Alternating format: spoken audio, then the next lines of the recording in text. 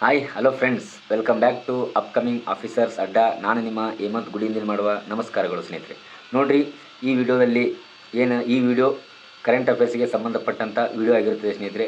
ಮುಂದೆ ಬರುವಂಥ ಎಲ್ಲ PC, PSI, ESI, SDA, FDA, village account, GPSTR, HSTR, ಕ್ರೈಸು ಮತ್ತು ಎಲ್ಲ PDO ಹಾಗೂ ಲ್ಯಾಂಡ್ ಸರ್ವೆ ಹಾಗೂ ಎಲ್ಲ ಸ್ಪರ್ಧಾತ್ಮಕ ಪರೀಕ್ಷೆಗಳಿಗೆ ಉಪಯುಕ್ತವಾಗುವಂಥ ಎಲ್ಲ ಸ್ಪರ್ಧಾತ್ಮಕ ಪರೀಕ್ಷೆಗಳಿಗೆ ಮುಖ್ಯ ಸಬ್ಜೆಕ್ಟ್ ಆದಂಥ ಕರೆಂಟ್ ಅಫೇರ್ಸ್ ಬಗ್ಗೆ ನಾನು ನಿಮಗೆ ಈ ವಿಡಿಯೋದಲ್ಲಿ ತಿಳಿಸ್ಕೊಡ್ತೀನಿ ಸ್ನೇಹಿತರೆ. ಕರೆಂಟ್ ಅಫೇರ್ಸ್ ಅಂದರೆ ಏನು, ಯಾವುದು ಓದಬೇಕು, ಯಾವ ಥರ ಓದಬೇಕು, ಯಾವ ಸೋರ್ಸ್ ಓದಬೇಕು, ಯಾವ ಕ್ಲಾಸ್ ಕೇಳಬೇಕು, ಯಾವ ಮ್ಯಾಗ್ಝಿನ್ ಓದಬೇಕು, ಯಾವ ಥರ ಓದಿ ನೋಟ್ಸ್ ಮಾಡ್ಕೊಳ್ಬೇಕು, ನ್ಯೂಸ್ ಪೇಪರ್ ಯಾವುದು ಓದಬೇಕು, ನ್ಯೂಸ್ ಪೇಪರ್ ಓದಿ ಯಾವ ಥರ ಮ್ಯಾಗ್ಝಿನ್ ನ್ಯೂಸ್ ಪೇಪರ್ ಓದಿ ಯಾವ ಥರ ನೋಟ್ಸ್ ಮಾಡ್ಕೊಳ್ಬೇಕು, ನ್ಯೂಸ್ ಪೇಪರ್ ಒಂದೇ ಓದಿದರೆ ಸಾಕಾ, ಮ್ಯಾಗ್ಝಿನ್ ಒಂದೇ ಓದಿದರೆ ಸಾಕಾ, ಕ್ಲಾಸ್ ಅಷ್ಟೇ ಕೇಳಿದರೆ ಸಾಕಾ. ನೆಕ್ಸ್ಟ್ ಈಗ DR ಮತ್ತು KSRP ಎಕ್ಸಾಮ್ ಇದ್ದಾವೆ. 15 ದಿನ 20 ದಿನ ಅಷ್ಟೇ ಇದೆ. ಸೊ ಅವಕ್ಕೆಲ್ಲ ಯಾವ ಥರ ಪ್ರಿಪ್ರೇಷನ್ ಮಾಡಬೇಕು, ಇನ್ನು 1 ವಾರ 15 ದಿನದಲ್ಲಿ ಏನೆಲ್ಲ ರಿವಿಷನ್ ಮಾಡಬೇಕು, ಈ ಹಲವಾರು ವಿಷಯಗಳ ಬಗ್ಗೆ, ಕರೆಂಟ್ ಅಫೇರ್ಸ್ ಅಥವಾ ಪ್ರಚಲಿತ ಘಟನೆಗಳ ಬಗ್ಗೆ ಇಡೀ ನಿಮಗೆ 360 ಡಿಗ್ರಿಯಾಗಿ ಮಾಹಿತಿಯನ್ನು ತಿಳಿಸಿಕೊಡುತ್ತೇನೆ ಸ್ನೇಹಿತರೆ.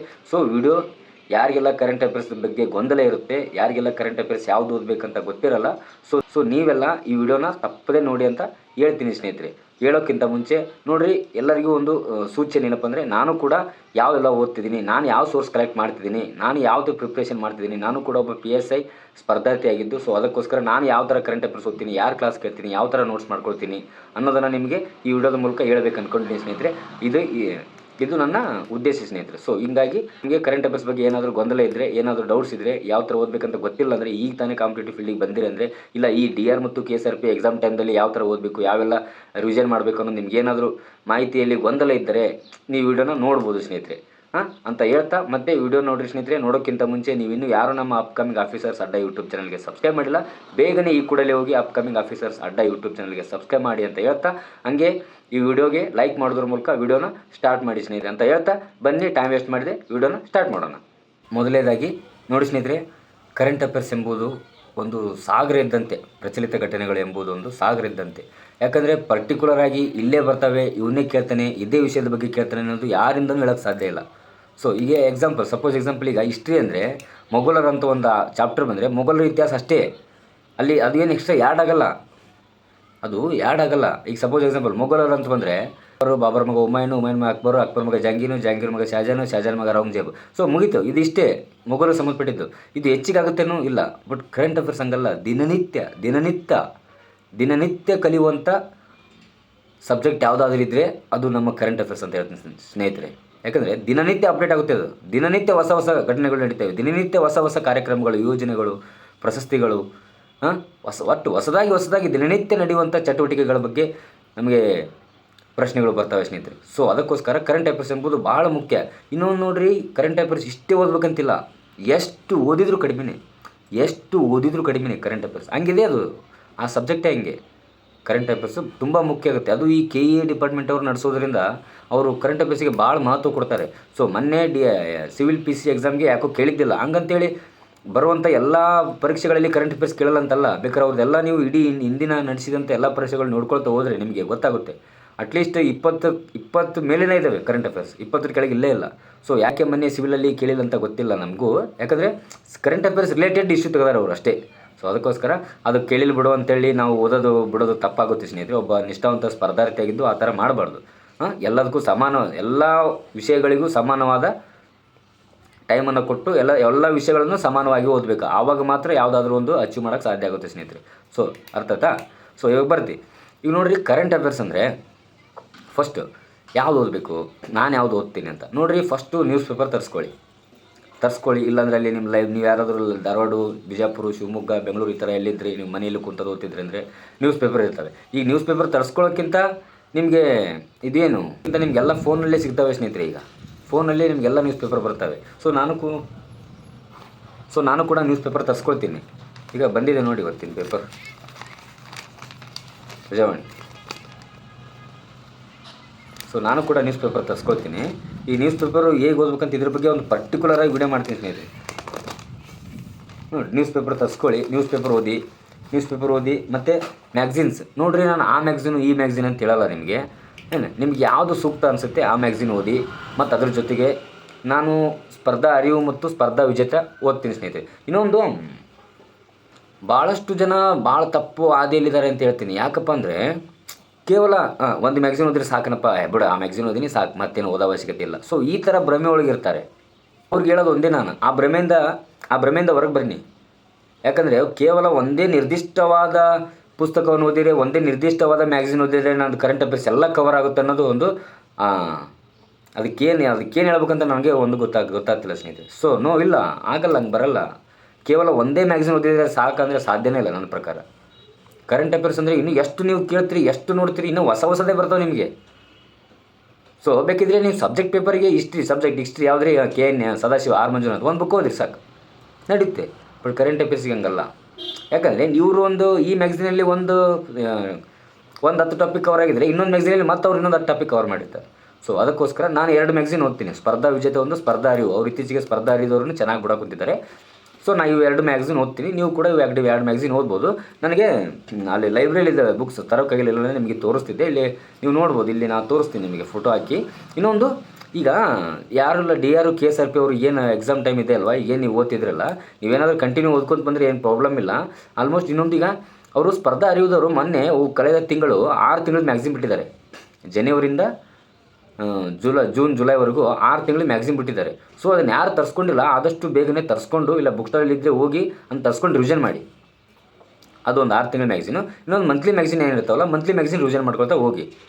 ಅದು ನಿಮ್ಮ ಕಡೆಗೆ ಹೇಳ್ತೀನಿ. ನೀವು ಯಾರು DRU KSRP ಆಸ್ಪಿರೆಂಟ್ಸ್ ಯಾರಿದ್ರಿ, ವಿಡಿಯೋನ ಕೊನೆವರೆಗೂ ನೋಡಿ. ಕೊನೆಗೆ ನಾನು ಹೇಳ್ತೀನಿ ಈ ಕರೆಂಟ್ ಅಫೇರ್ಸ್ ಈ ಟೈಮಲ್ಲಿ ಯಾವುದು ಓದಬೇಕು DRU KSRP ಅಂತೇಳಿ. ಸೊ ಅದು ಹೇಳ್ತೀನಿ. ಇವಾಗ ಇದಕ್ಕೆ ನಮ್ಮ ವಿಷಯಕ್ಕೆ ಬರೋ. ಒಂದನೇದು ಪೇಪರ್ ಓದಿರಿ. ಎರಡನೇದು ಮ್ಯಾಗ್ಝಿನ್. ನಿಮ್ಗೆ ಯಾವುದು ಇಷ್ಟ ಆಗುತ್ತೋ, ನಿಮ್ಗೆ ಯಾವ್ದು ಚಲೋ ಮ್ಯಾಗ್ಝಿನ್ ಇರುತ್ತೋ ಆ ಮ್ಯಾಗ್ಝಿನ್ ಒಂದು. ಪೇಪರಲ್ಲಿ ಪ್ರಜಾವಾಣಿ ನ್ಯೂಸ್ ಪೇಪರ್ ಓದ್ತೀನಿ ನಾನಂತೂ ಪ್ರಜಾವಾಣಿ ಓದ್ತೀನಿ. ಇಂಗ್ಲೀಷ್ ಬೇಕಂದರೆ ದ ಹಿಂದೂ ಓದ್ತೀನಿ, ಡೆಕ್ಕನ್ ಹೆರಾಲ್ಡ್ ಓದ್ತೀನಿ, ನಾವಿನ್ನು ಓದ್ತೀನಿ. ಮತ್ತು ಇವನು ಮಿನಿ ಪೇಪರ್ ಅಂತ ಬರ್ತವೆ, ಅವನು ಓದ್ತೀನಿ. ಸೊ ನಿಮಗೆ ಬೇಕಾದ್ರೆ ನೀವು ಕೂಡ ನಿಮ್ಗೆ ಓದ್ಬೋದು. ನಿಮ್ಗೆ ಇಷ್ಟವಾದ ಪೇಪರ್ ಓದೋದು. ಬಟ್ ಪ್ರಜಾವಾಣಿ, ಹಿಂದೂ, ಡೆಕ್ಕನ್ ಹೆರಾಲ್ಡು ಇವು ಮಿನಿ ಪತ್ರಿಕೆಗಳು, ಇವನು ಭಾಳ ಸೂಕ್ತ. ಇವು ತರಿಸ್ಕೊಂಡು ಓದೋದೇ ಒಳ್ಳೆಯದು ಸ್ನೇಹಿತರೆ.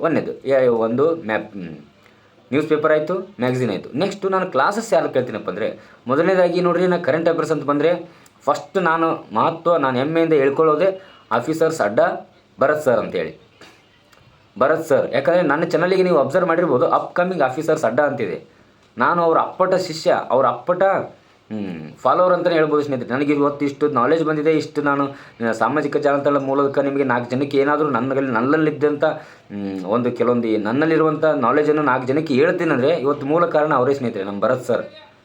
ಸೊ ಅದಕ್ಕೋಸ್ಕರ ನಾನು ಅವ್ರ ದೊಡ್ಡ ಫಾಲೋವರ್ ಸ್ನೇಹಿತರೆ. ನಾನು ಸುಮಾರು 2019ರಿಂದ ಅವ್ರನ್ನ ಫಾಲೋ ಮಾಡ್ತಿದ್ದೀನಿ. So current affairs. ಬಟ್ ಅವ್ರನ್ನ ಒಬ್ಬರನ್ನೇ ಅಲ್ಲ, ಇದೊಂದೆಲ್ಲ ಇಟ್ಕೊಳ್ಳಿ. ಅವ್ರು ಒಂದೇ ಕ್ಲಾಸ್ ಕೇಳಿದ್ರೆ ಸಾಕನವಂತಿಲ್ಲ, ಅದು ಹೇಳ್ತೀನಿ ಕೇಳಿ. ಒಂದೇದು ನಾನು ಇವ್ರು ಸರ್ ಇಲ್ಲ, ಇದು ಯಾರಿಗಪ್ಪ ಅಂದರೆ, ಸರ್ ಆಯಿತು ಮ್ಯಾಗ್ಝಿನ್ ಆಯಿತು, ಪೇಪರ್ ಆಯಿತು, ಕ್ಲಾಸ್ ಯಾರು ಕೇಳಿ ಆಯಿತು. ಮ್ಯಾಗ್ಝಿನ್ ಆಯಿತು, ಪೇಪರ್ ಆಯಿತು, ಸರ್ ಕ್ಲಾಸ್ ಕೇಳಬೇಕಂತ ಅನ್ನೋರಿಗೆ ನಾನು ನೋಡ್ರಿ ಒಂದೇದಾಗಿ ನಾನು ಭರತ್ ಸರ್ದು ಹೇಳ್ತೀನಿ. ಯಾಕಂದ್ರೆ ನಾನು ಅದನ್ನು ಕೇಳ್ತೀನಿ, ಅದನ್ನು ನಿಮ್ಗೆ ಹೇಳ್ತೀನಿ. ನಾನು ಭರತ್ ಸರ್ ಕೇಳ್ತೀನಿ. ಇದಾದಮೇಲೆ ನೆಕ್ಸ್ಟು ಲಿಂಗರಾಜ್ ಪಾಟೀಲ್ ಅಂತ ಸರ್ ಬರ್ತಾರೆ. ಲಿಂಗರಾಜ್ ಸರ್ ಅವ್ರದ್ದು ISU ಅಕಾಡೆಮಿ ಅಂತ ಒಂದು ಆ್ಯಪ್ ಇದೆ. ಅವರು ಕೂಡ ನಮಗೆ ಚೆನ್ನಾಗಿ ಹೇಳ್ತಾರೆ. ಅವ್ರು ಯಾವ ಥರ ಹೇಳ್ತಾರೆ ಅಂದರೆ, ಅವ್ರು ತರೋದೇ ಒಂದು 15 ಕ್ವಶನ್ ತಂದಿರ್ತಾರೆ. 15, 8, 10 ಹಿಂಗೆ ತರ್ತಾರೆ. ಅಷ್ಟು ಕ್ವಶನ್ ತಂದು ಅಲ್ಲಿ ಆ ಆ್ಯಪಲ್ಲಿ ಪೋಲಿಟ್ಟು 100ರಿಂದ 110 ಕ್ವಶನ್ ಡಿಸ್ಕಷನ್ ಮಾಡ್ತಾರೆ ಅಲ್ಲಿ ಅವರು. ಬರೀ ಕರೆಂಟ್ ಅಫೇರ್ಸ್ ಸಂಬಂಧಪಟ್ಟಿದ್ದು, ಮತ್ತು GK ಅಲ್ಲ, ಓನ್ಲಿ ಕರೆಂಟ್ ಅಫೇರ್ಸ್ ಸಂಬಂಧಪಟ್ಟಂಗೆ ಡಿಸ್ಕಷನ್ ಮಾಡ್ತಾರೆ ಅಲ್ಲಿ ಅವರು. ಹಳ್ಳಿಯ ಕ್ವಶನ್ ಅಂದರೆ ನಿಮಗೆಲ್ಲ 360 ಡಿಗ್ರಿ ಆಗಿ ರಿವಿಷನ್ ಆಗಿಬಿಡುತ್ತಲ್ಲಿ. ಸಪೋಸ್ ಎಕ್ಸಾಂಪಲ್, ಈಗ ಯಾವುದೋ ಒಂದು ಆಪ್ರೇಷನ್ ಸಿಂಧೂರ್ ಅಂತ ಬಂತಂದರೆ, ಈ ಆಪ್ರೇಷನ್ ಗಳಿಸ್ಟಿಗೆ ಎಲ್ಲವೂ ಕೇಳಿಬಿಡ್ತಾರೆ. ಯಾವುದೋ ಒಂದು ಸಮರಾಭ್ಯಾಸ ಬಂತಂದರೆ ಎಲ್ಲ ಸಮರಾಭ್ಯಾಸ, ಈಗ ಪ್ರಶಸ್ತಿ ಬಂತಂದ್ರೆ ಎಲ್ಲ ಪ್ರಶಸ್ತಿ, ಮತ್ತು ಈ ಒಲಿಂಪಿಕ್ ಬಂತಂದರೆ ಎಲ್ಲ ಈ ಥರ ಸಂಬಂಧಪಟ್ಟಿದ್ದು ಎಲ್ಲದೂ ಕೇಳಿ ನಿಮಗೆ ತಲೆ ಕುಂತು ಬಿಡುತ್ತೆ ಅದು. ಸೊ ಹಿಂಗೆ ಇನ್ನೊಂದು ಇದು ಆಯಿತು, ಭರತ್ ಸರ್ ಆಯಿತು. ಮತ್ತು ಆಮೇಲೆ ನೆಕ್ಸ್ಟು ಲಿಂಗರಾಜ್ ಸರ್. ಮೂರನೇದು, ಹೀಗೆ ಮೂರನೇದು ಯಾರು ಕೇಳ್ತೀನಪ್ಪ ಅಂದರೆ, ಇತ್ತೀಚೆಗೆ ನೋಡಿ ಸ್ನೇಹಿತರೆ, ರಾಮ್ ಸರ್ 360 ಅಂತ ಅವರು ಕೂಡ ಕರ್ನಾಟಕ ಪೊಲೀಸ್ ಇಲಾಖೆಯಲ್ಲಿ ಕಾರ್ಯನಿರ್ವಹಿಸುತ್ತಾ ಯೂಟ್ಯೂಬ್ ಚಾನಲ್ ನಡೆಸುತ್ತಿದ್ದಾರೆ ಅಂತ ನಾನು ಅಂದ್ಕೊಂಡಿನಿ. ಮತ್ತು ಅದು ಏನೋ ಗೊತ್ತಿಲ್ಲ, ಬಟ್ ನಡೆಸುತ್ತಿದ್ದಾರೆ ಅಂತ. ಬಟ್ ರಾಮ್ ಸರ್ 360 ಅಂತ ಒಂದು ಯೂಟ್ಯೂಬ್ ಚಾನಲ್, ಅವ್ರ ಕ್ಲಾಸ್ ಕೂಡ ನಾನು ಕೇಳ್ತೀನಿ. ಅವರು ಕರೆಂಟ್ ಅಫೇರ್ಸ್ ತುಂಬ ಅದ್ಭುತವಾಗಿ ಮಾಡ್ತಾರೆ ಸ್ನೇಹಿತರೆ. ಅವರು GK ಟುಡೇ ಕ್ವಶನ್ ತರ್ತಾರೆ, PIB ಕ್ವಶನ್ ತರ್ತಾರೆ, ನ್ಯೂಸ್ ಪೇಪರ್ ಕಟಿಂಗ್ ತರ್ತಾರೆ. ಇವನು 3 ತಂದ್ಕೊಂಡು ಅವರು ಕೂಡ ಚೆನ್ನಾಗಿ ವಿತ್ 360 ಡಿಗ್ರಿಯಾಗಿ ನೀವು ನಾಲೆಜ್ ಕೊಡ್ತಾರೆ. ಈ ಮೂರು ಆಯಿತು, ಭರತ್ ಸರ್ ಆಯಿತು, ಲಿಂಗರಾಜ್ ಸರ್ ಆಯಿತು, ರಾಮ್ ಸರ್ 360 ಆಯಿತು. ನೆಕ್ಸ್ಟ್ ಇನ್ನೊಂದು ಸ್ಟಡಿ ರೇಸ್ ಕನ್ನಡ ಅಂತ ಬರುತ್ತೆ ಸ್ನೇಹಿತರೆ, YouTube channel study race Kannada ಅಂತ ಬರುತ್ತೆ. ಈ ಸ್ಟಡಿ ರೇಸ್ ಕನ್ನಡದವರು ಇವರು ಕೂಡ ಕರೆಂಟ್ ಅಫೇರ್ಸ್ ಅದ್ಭುತವಾಗಿ ತರ್ತಾರೆ.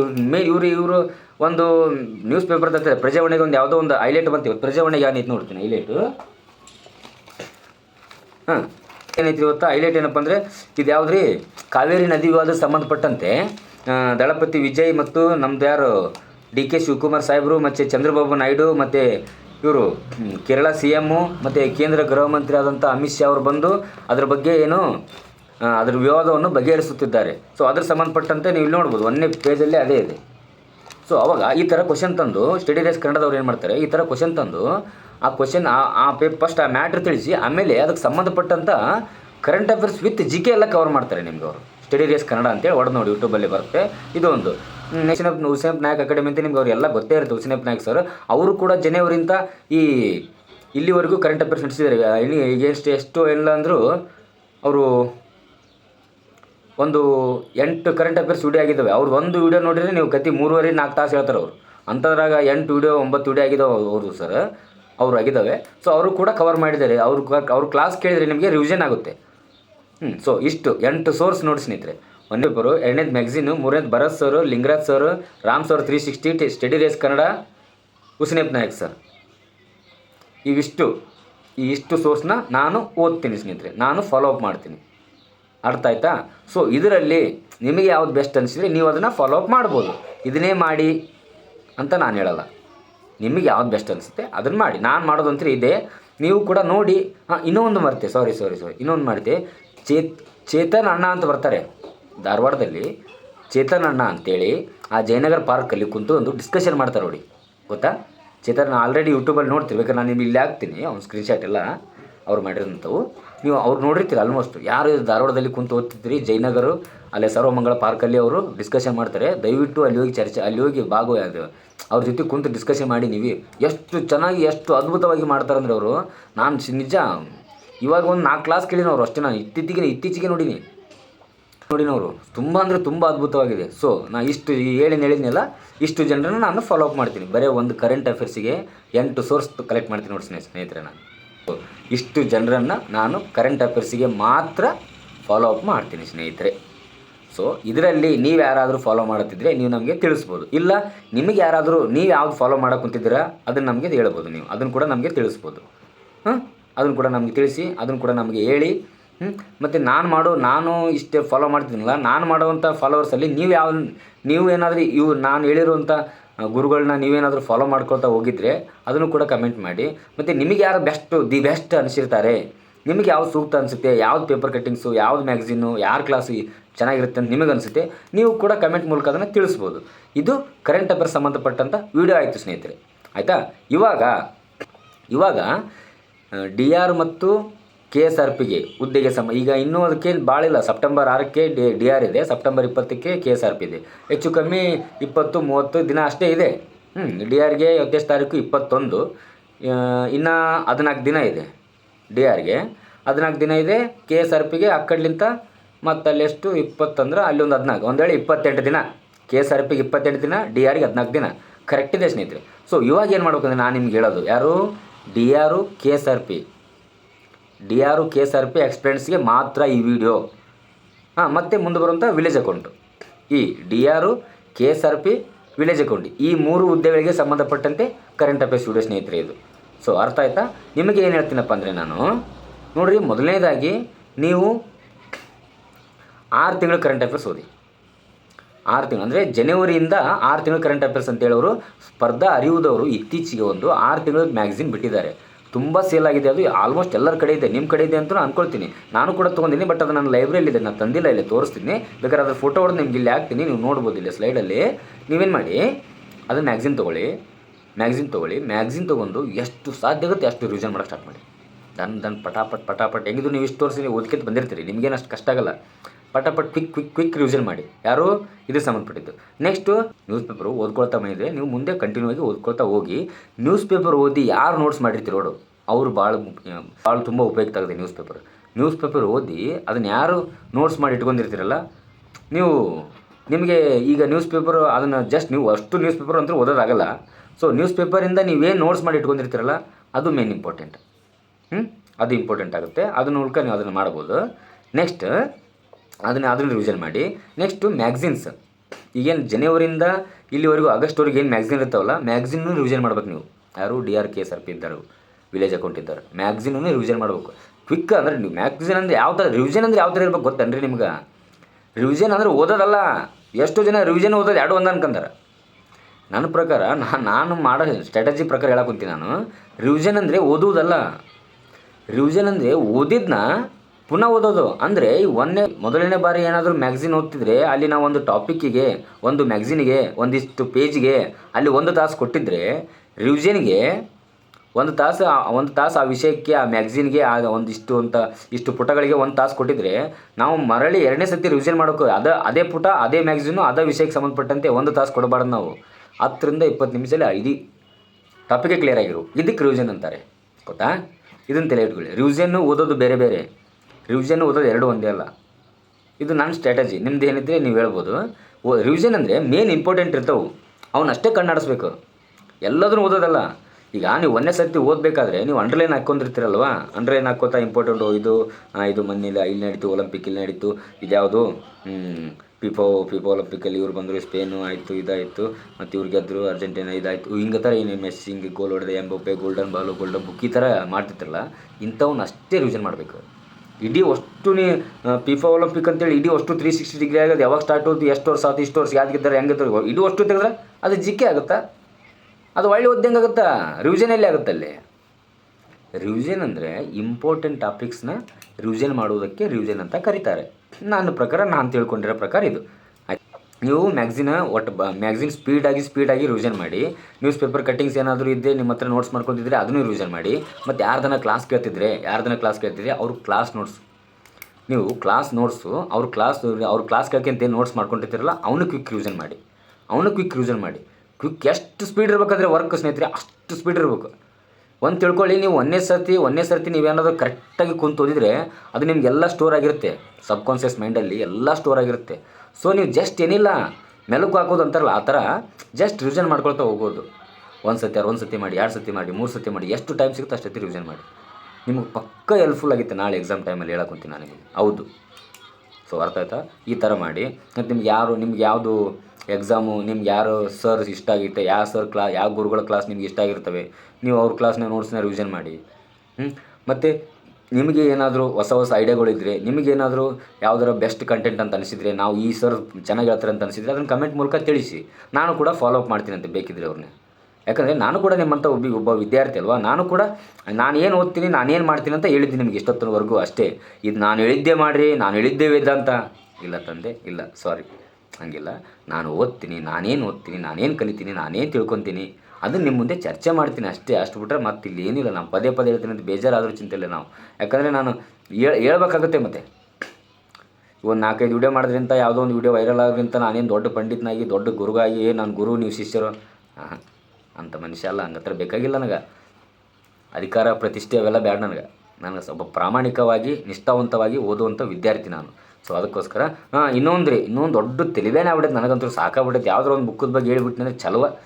ಸೊ ಅದಕ್ಕೆ ಈಗ ಇಷ್ಟೊತ್ತು ಹೇಳಿದ್ನಲ್ಲ, ಮತ್ತೀಗ ಎಷ್ಟೋ ಜನ ಇರ್ತಾರೆ ಇಂಥವಕ್ಕೆ ಪ್ರಮೋಷನ್ ಅಂತೇಳಿ.